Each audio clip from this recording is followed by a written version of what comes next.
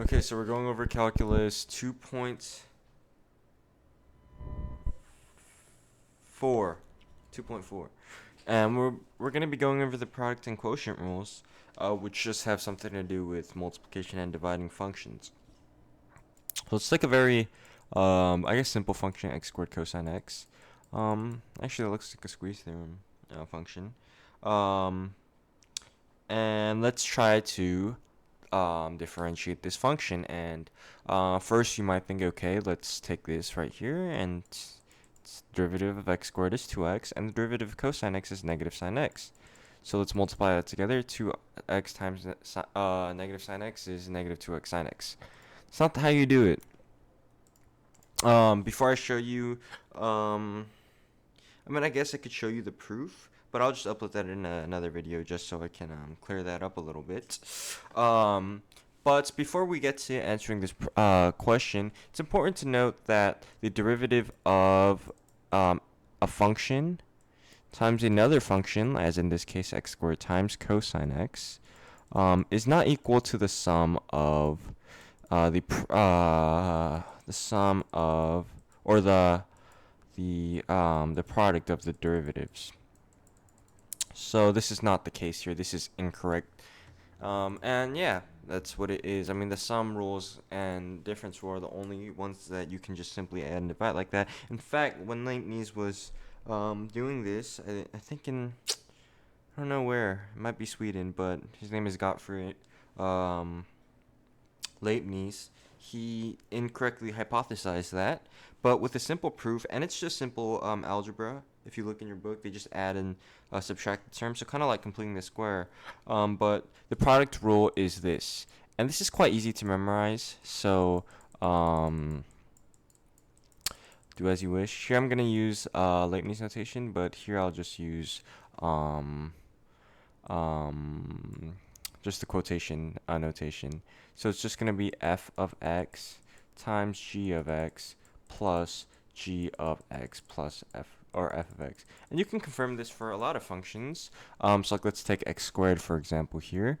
That would just be x times x, which is just the same thing as the derivative of x, which is 1 times x plus 1 times x, which is equal to 2x. And wow, look, it matches up. Another thing to note here that I also think this is how they figured out it was wrong. I'm sure Leibniz didn't know and make like a edit to one of his papers, but that's how they did it there. So let's use this and differentiate this top function here. And the way that my teacher likes to do it is he likes to write the two functions like this. And here the order doesn't matter, but once we get to the quotient rule, it will matter, which is just dividing by two functions, or a function divided by a function. So now we differentiate this top one, and we can use elementary derivatives. I think that's what it's called. I'm not too sure. Just to differentiate these ones. Quite simple, just elementary derivative on both sides. So everyone agrees with this. Now we just do the derivative times derivative. And note that I don't know the rule, but you can just switch. This is the same as this. I just swapped these two terms. So that's what it is. So yeah. Let's go back into it. So it doesn't really matter what order you do it, but again, it does matter in the quotient rule, which I'll get to in a little bit. And I'm gonna upload the proofs later, so you know. So it doesn't matter the way you do it. I'll just start from you just crisscross and then add them. So 2x cosine x plus negative sine x times x squared, which is just the same thing as 2x cosine x minus x squared sine x. Pretty simple derivative. And let me check right here, because I have a book here, and that should be, oh wait, plus 2x sine x. Yeah, that appears to be the case. Just 1 second. 2x minus sine x. Give me a second here.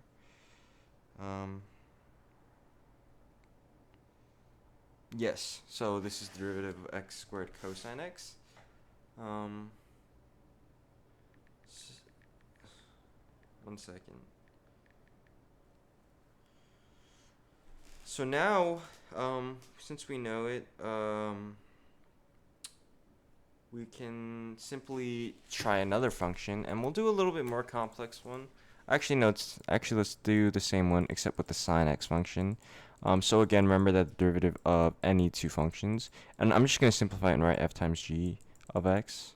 Actually, that would probably be, that kind of looks a little like fogs. So we'll just do fg of x, which is how they do it regularly. So again, it's just f x g of x plus the derivative of g of x times f of x. So again, I'm going to be uploading the proofs later. So break this down into elementary functions. F equals x squared, g equals sine x, and this is just so the derivatives are easy.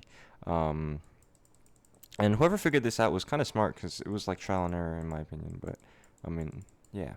So again, 2x sine x, and remember it's the sum of these two, so it would just be x squared cosine x. The reason before that it required that there was a negative was because the derivative of cosine x is negative sine x. And you can factor out an x and simplify it. But honestly, I think this makes it slightly more complicated. But again, you can do with this as you wish. I guess you could apply the zero product property rule here and get your answers as you wish. Now let's try a little bit more difficult one. Just one more example, just to kind of get your brain into it. And we'll do something where we'll use function notation, I guess. I mean, it's not really function notation. So let's start with this function here, and the elementary function is just going to be square root t, which is just t to the 0.5, if you guys know your power rules. And for this function, it's just going to be a plus bt. Well, we know that we can apply the power rule to any monomial variable, it appears to be. So anyone with just one variable, I guess. So it would be 0.5 10 to the negative 1/2, and for this one, the derivative of this would just be b. Product rule, you can do it here, but I kind of want to simplify this a little bit. This would just be 1 over 2 to the t square root. Let me think. Yep, 1 over 2 to the, wait.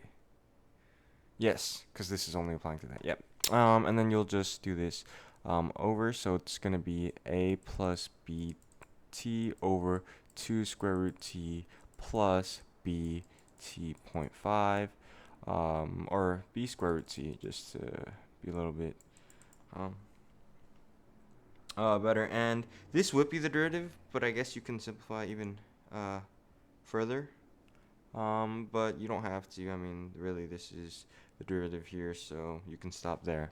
But yeah, I think we're good on the product rule. Again, it's just the derivative of one times the regular function of the other, and then times the original function that was differentiated in the first part, times the differentiated function of g of x. So in other words, f of x times g of x, and the derivative of these two functions would just be the derivative of x times the regular function of g of x plus g prime x times f of x. Quite genius. Explain that later. Now we get to the quotient rule, and this one's a little bit more difficult because now order does matter, and you can't just crisscross however you want, and it's just gonna be f of x g of x. So please remember this. Well, always remember that on the bottom it's g of x squared, and typically they'll use the bracket notation, and on the top it's gonna be this regular function times the derivative of f of x minus, or so the bottom function times the derivative of the top function minus the derivative or minus the derivative of the bottom function times f of x. So we'll do a quick example, and it's kind of hard to like say it, so that's why I'm like trying to